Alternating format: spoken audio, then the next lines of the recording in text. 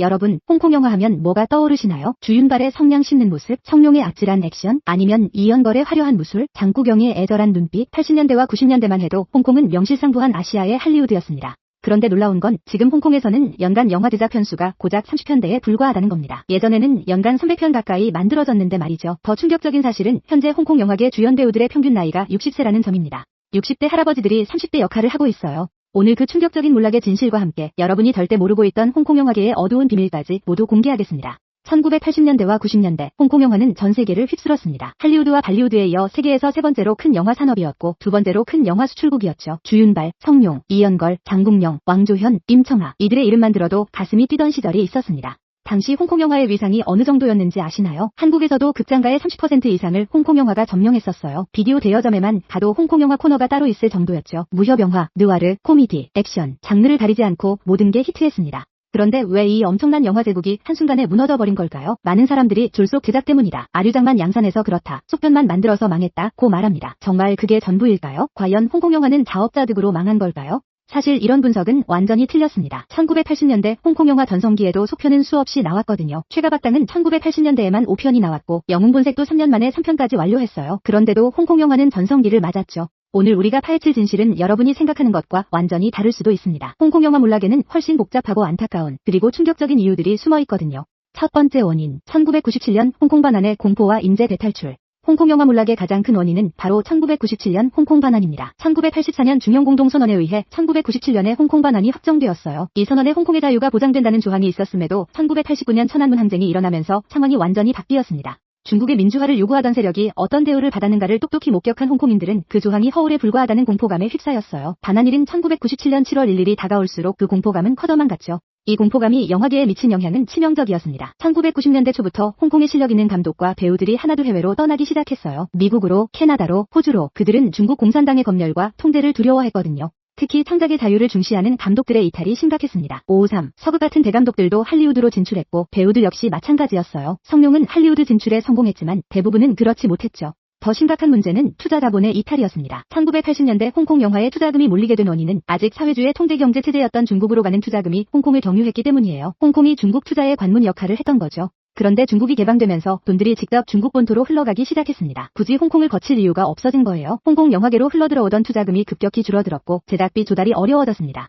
그 결과 1990년대 중반부터 홍콩 영화는 급격히 쇠퇴하기 시작했습니다. 돈도 없고 인재도 없고 미래에 대한 불안감만 가득한 상황이었어요. 영화 제작 편수도 급감했고 퀄리티도 떨어지기 시작했죠. 두 번째 원인, 삼합회와 검은 자본의 무서운 진실. 여기서 정말 충격적인 사실을 하나 알려드리죠. 홍콩 영화의 덤점기에서도 홍콩 배우들의 매니지먼트는 대부분 삼합회 조직이 담당하고 있었고 홍콩 영화 자본은 대부분 삼합회에서 흘러나오는 지저분한 검은 돈이었다는 겁니다. 삼합회, 즉 홍콩의 조직폭력배들이 영화계를 완전히 장악하고 있었던 거예요. 이들은 연예 매니지먼트에 대한 전문성이 전혀 없었습니다. 오직 투자한 돈을 빨리 회수하는 것만이 목적이었죠. 그래서 톱스타들을 완전히 혹사시켰습니다. 주윤발이나 성룡 같은 배우들이 1년에 8-9편씩 영화를 찍어야 했어요. 제대로 된 시나리오도 없이 단지 스타의 얼굴감만 믿고 졸속으로 만든 영화들이 쏟아져 나왔습니다. 삼합회 조폭들은 연예 매니지먼트의 합리성이 전혀 없었기 때문에 연예인들의 이미지 소모나 피로도를 전혀 고려하지 않았어요. 그저 영화계에 투자한 금액을 빨리 회수하기 위해 아류작을 계속 만들고 연예인들을 계속 이미지 소모를 가속화하는 작품들만 출연시킨 거죠. 더 심각한 건 폭력적인 방법으로 계약을 강요했다는 점입니다. 1992년에는 매연방이라는 배우가 출연을 거부했다가 폭력 조직으로부터 구타를 당하는 사건이 벌어졌어요. 그런데 매연방의 뒤에 있던 다른 조직이 보복으로 매연방을 폭행한 조직원들을 살해하는 일까지 일어났습니다.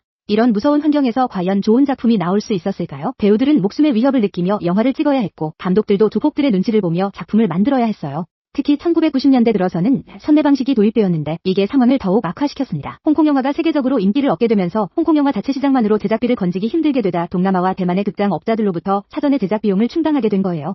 이로 인해 아류작들이 극심하게 난립하게 되었고 홍콩보다는 대만과 동남아 시장을 우선적으로 겨냥하면서 홍콩 관객들이 홍콩 영화로부터 멀어져가는 결과를 낳았습니다. 세 번째 원인, 중국의 검열과 창작의 자유말살. 홍콩 반환 이후 상황은 더욱 악화되었습니다. 중국 정부의 검열이 본격적으로 시작된 거죠. 2020년 중국 정부가 홍콩 국가보안법을 제정한 것과 현재 홍콩 정부가 별도의 보안법 입법을 추진하고 있는 점이 홍콩의 창의성에 그림자를 들이우고 있다고 전문가들은 분석합니다. 주윤발이 직접 이에 대해 증언하기도 했어요. 2024년 부산국제영화제에서 중국 당국의 엄격한 검열에 따른 어려움을 토로했습니다. 규제가 많아 제작자들에게 어려운 상황이며 시나리오는 영화 당국의 여러 부서를 거쳐야 하고 정부 지침을 따르지 않으면 제작비 마련도 힘들다고 말했어요. 문화대혁명을 다룬 영화들은 제작이 중단되거나 상영이 금지되었습니다. 1991년작 천연귀사와 1992년 개봉된 영화 기왕 같은 작품들이 대표적이에요. 홍콩에서 흥행에 크게 실패하거나 중국 대륙에서는 아예 상영이 금지되었죠. 홍콩 특유의 자유분방한 창작 환경이 완전히 사라진 거예요. 감독들과 작가들은 눈치를 보며 안전한 소재만 다루게 되었습니다. 정치적으로 민감한 내용은 물론이고 범죄 조직을 다룬 느와르 영화도 제약을 받게 되었어요. 더 심각한 건 언어 문제였습니다. 홍콩 특유의 광동어 영화가 사라지기 시작했어요. 중국 시장을 겨냥한 보통화 영화만 제작되기 시작한 거죠. 주성치 같은 감독들도 이제 보통화 영화만 만들고 있어요. 이는 홍콩 영화의 정체성 자체를 위협하는 문제였습니다. 홍콩 영화 특유의 빠른 대화, 유머 코드, 문화적 뉘앙스들이 모두 사라져버린 거예요. 광동어로 만들어졌을 때의 그 특유의 매력과 에너지가 완전히 다른 영화가 되어버렸죠. 검열 기준도 까다로워졌습니다. 폭력적인 장면은 물론이고 정부에 대한 비판적 시각이 조금이라도 들어가면 통과가 어려워졌어요. 창작자들은 자기 검열에 빠져들게 되었고 도전적이고 혁신적인 작품은 만들 수 없는 환경이 되었습니다. 네 번째 원인, 한국 영화의 급성장과 아시아 패권 이동. 그 사이 한국 영화가 급속히 성장했습니다. 홍콩 영화가 1990년대 중반부터 한국에서 찬밥 신세가 된 결정적 이유는 사실 한국 영화가 그만큼 높은 퀄리티로 자국 소비자들을 흡수해버렸기 때문에 가장 크다는 분석이 나올 정도예요. 1990년대 후반 한국 영화계에는 혁명적인 변화가 일어났습니다. 대기업들이 영화 투자에 뛰어들면서 제작 시스템이 완전히 바뀐 거죠. 삼성, LG, 배우 같은 대기업들이 영화 제작에 투자하기 시작했어요. 이들은 홍콩의 삼합회와는 완전히 달랐습니다. 체계적이고 과학적인 접근을 했어요. 시장 조사를 하고 관객의 니즈를 파악하고 장기적인 관점에서 투자했죠. 제작비도 대폭 늘어났고 기술적 수준도 크게 향상되었습니다. 쉬리가 그 전환점이었습니다. 한국 영화 최초로 600만 관객을 돌파하면서 한국 영화에 대한 인식을 완전히 바꿔놨어요. 이어서 엽기적인 그녀, 친구, 올드보이 같은 작품들이 연달아 성공하면서 한국 영화의 르네상스가 시작되었죠. 더 중요한 건 이런 한국 영화들이 동남아시아 시장에서 기존의 홍콩 영화가 차지하던 파일을 대체하기 시작했다는 점입니다. 아시아 영화계의 패권이 홍콩에서 한국으로 넘어가는 순간이었어요. 한국 영화는 홍콩 영화와는 다른 매력을 가지고 있었습니다. 감정적인 깊이, 사회적 메시지, 독창적인 스토리텔링, 이런 요소들이 아시아 관객들에게 새로운 감동을 줬어요. 더불어 중국 본토 영화들도 세계 무대에서 주목받기 시작했습니다. 장혜모, 첸 카이거 같은 감독들이 1980년대 후반부터 칸 영화제 등에서 수상하며 홍콩을 앞질러 나갔죠. 홍콩 영화는 왕가위가 1997년 춘광사설로 칸 영화제 감독상을 수상하며 처음으로 세계 3대 영화제에 등판했지만 중국 영화는 이미 이보다 10년이나 앞선 1988년부터 장애물을 시작으로 세계 유수 영화제에서 수상하며 주목을 받고 있었어요. 결국 홍콩 영화는 내부적으로는 삼합회와 검열 문제로 흔들리고 외부적으로는 한국과 중국의 급성장에 밀려나는 이중고를 겪게 된 거죠. 하지만 여기서 정말 충격적인 반전이 있습니다. 많은 사람들이 홍콩 영화가 완전히 사라졌다고 생각하지만 사실은 다릅니다. 문제는 2020년대인 지금도 현재 진행형이라는 것이에요.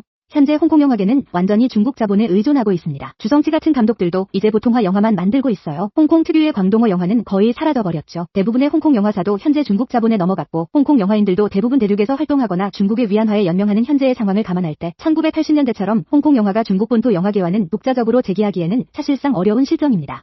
하지만 더 충격적인 사실은 현재 홍콩 영화계가 심각한 고령화 문제에 시달리고 있다는 점입니다. 60대 환갑에 접어든 유덕화, 양조위나 50대 중반을 넘기고 있는 여명, 장하고, 금성모, 곽부성을 포함한 50, 60대 남자 배우들이 30, 40대 역할을 맡고 있는 형편이에요. 이게 얼마나 심각한 문제인지 아시나요? 신인 배우들이 전혀 배출되지 않고 있습니다. 2011년 30회 시상식에서 사정봉이 31세에 나무주연상을 수상한 이후로 340대 배우들 중 현재까지 수상자가 없다는 것만 봐도 알 수 있죠. 1980년대 후반까지 20대 나이에 나무주연상 후보에 오른 이들 중에는 장국영, 양조위, 유덕화도 있었어요. 하지만 90년대에 접어들면서 이들도 30대가 되었고 1991년 주성치가 만 29세로 나무주연상 후보로 오른 이후 230대 나이로 나무주연상 후보에 오른 배우는 한동안 없다가 2011년 사정봉과 2020년 소년 시절의 너의 이양천세 정도뿐이에요. 더 심각한 건 현재 홍콩에서는 운이 좋으면 단관 상영관에서 상영할까 말까 할 정도라는 점입니다. 이외에는 중국 관련 케이블 채널이나 아시아 TV 같은 중화권 드라마 및 영화 전문 채널 혹은 넷플릭스, 왓챠 같은 OTT나 VOD에서 밖에 보기 어려운 상황이에요. 결국 홍콩 영화는 죽은 게 아니라 중국 영화에 완전히 흡수되어 버린 겁니다. 독립적인 홍콩 영화는 이제 역사 속으로 사라진 거죠. 중화권 영화의 중심은 홍콩이 아니라 중국 대륙으로 넘어갔다고 해도 좋을 정도입니다.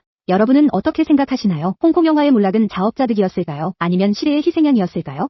제가 보기에는 홍콩 영화는 여러 악재가 완벽한 타이밍으로 겹쳐서 몰락한 케이스입니다. 삼합회의 단기적 이익 추구, 1997년 반환에 대한 불안감과 인재 유출, 중국 정부의 검열과 창작의 자유 말살, 그리고 한국 영화와 중국 영화의 급성장까지. 이 모든 것들이 1990년대에 동시에 터져나오면서 아시아의 할리우드를 무너뜨린 거죠. 특히 삼합회가 영화계를 장악했다는 사실은 정말 충격적이지 않나요? 우리가 사랑했던 그 스타들이 목숨의 위협을 받으며 영화를 찍어야 했다니. 그리고 지금도 60대 배우들이 30대 역할을 하고 있다는 현실이 홍콩 영화의 현주소를 보여주는 것 같아요.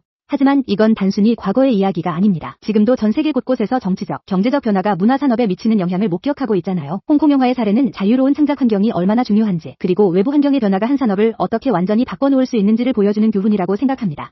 혹시 여러분이 기억하는 최고의 홍콩 영화는 무엇인가요? 영웅본색, 천녀유혼, 아니면 황비홍? 댓글로 추억을 공유해주시고 여러분만의 홍콩 영화 추천작도 알려주세요. 이런 영화 역사 이야기가 흥미로우셨다면 구독과 좋아요 부탁드립니다. 다음에는 또 어떤 충격적인 영화계 비하인드 스토리로 찾아뵐게요.